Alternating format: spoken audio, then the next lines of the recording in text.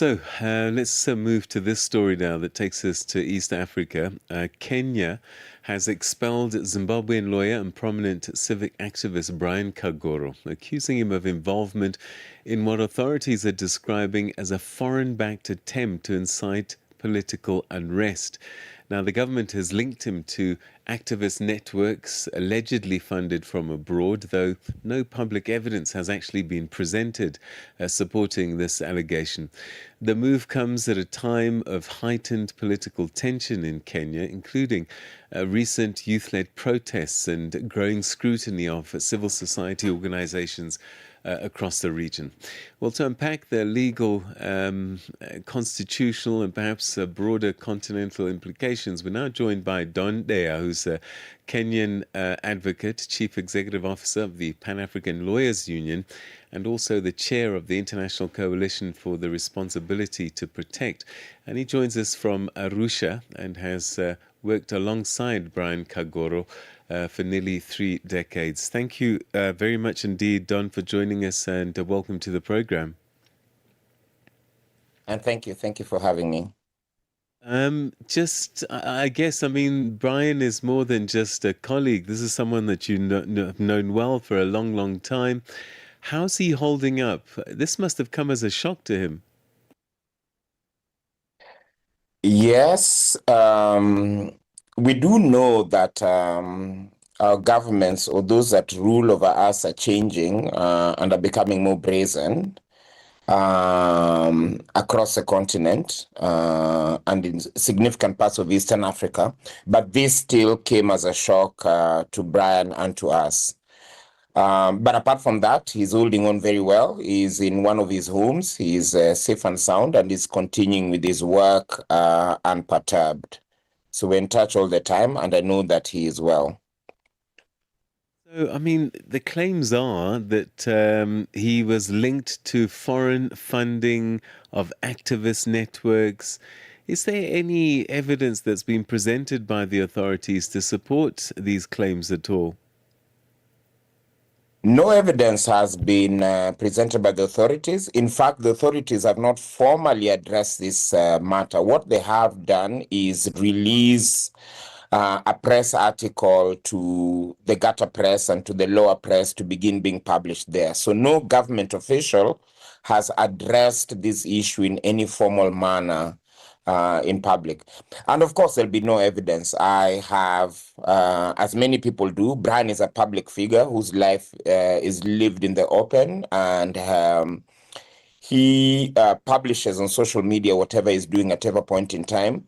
There would be no possibility of evidence being found of him engaging in any activity that would be unlawful or subversive.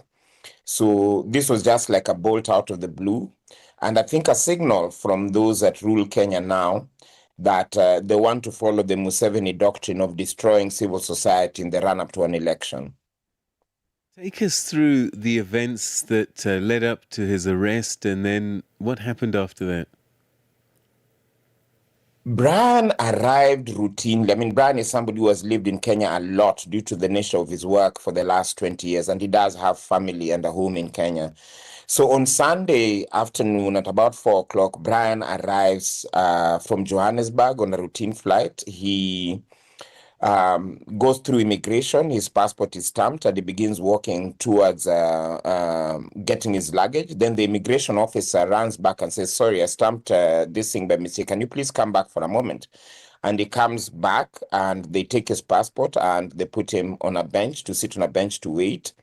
And then that begins a 14-hour ordeal in which he's just sitting there, and then he's moved to a separate room, and then he's told he's going to be interrogated, and then his phones and gadgets are taken away. And then eventually the National Intelligence Service comes, and they carry out some intensive interrogation. At one point, it's one person, then 2 people, then 7 people, and they keep on going in and out. And they keep him for 14 hours till Monday morning at about 7 o'clock. When they inform him that we're putting you on a plane to go back where you came from, which was Johannesburg. And that is how he left the country. So apart from the initial stamp that allowed him to enter the country, there's no document, there's no stamp on his passport or so on, officially declare him persona non grata. He was not allowed to access us. We had colleagues, even at the airport, we had a lawyer and so on. He was not allowed to talk to his family or to his lawyers or to his friends, and they were not allowed to access him. So he was held incommunicado, interviewed without assistance, and then ejected from the country without any formal documentation showing why he's being evicted from the country. So that really is what we're dealing with. It's Was he able informality, to and share that's with you what kind of questions they were asking him for so long? yes, they were asking him inane questions whose answers they know as an intelligence service and whose answers anywhere easily available, even on Google. Like, who are you? Why are you always coming here? Do you have a house here? Where is your spouse? What does your spouse do? Do you know the Gen Z of Kenya? Have you trained them? And so on. So really, there was no solid question that would indicate that this is a problem they have with him. They were very general questions. So I've been speaking to a number of Kenyans, and they've been telling me that things have never been this bad. Is the crackdown that you're seeing quite severe? I mean, we've seen youth protesting, and I guess always before elections in Kenya, it is a tense time generally, but there seems to be an escalation, according to the Kenyans I've spoken to. Yes, I wouldn't say exactly that things have never been this bad. We lived through the 1970s, the 1980s, and the 1990s when there was much more repression and much less global awareness or Pan-African awareness. So I wouldn't say that they've never been this bad. Part of the benefit of living in the 21st century is access to the internet and social media.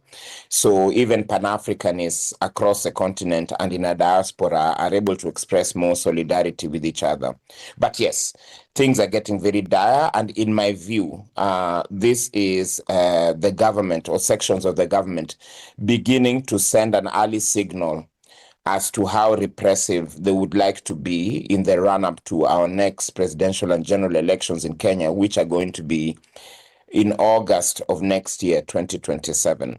So we see an increasing amount of repression of activists and even of the political opposition. We see intimidation of the media in Kenya and the regional media. And we see Kenya giving itself a new reputation as the abduction capital of Eastern Africa, so that those who are speaking out, activists from South Sudan, from Uganda, from Tanzania, and so on, who happen to have sought refuge in Kenya, Kenya having had a previous reputation as a safe haven for Pan-Africanists who are engaging in lawful activism.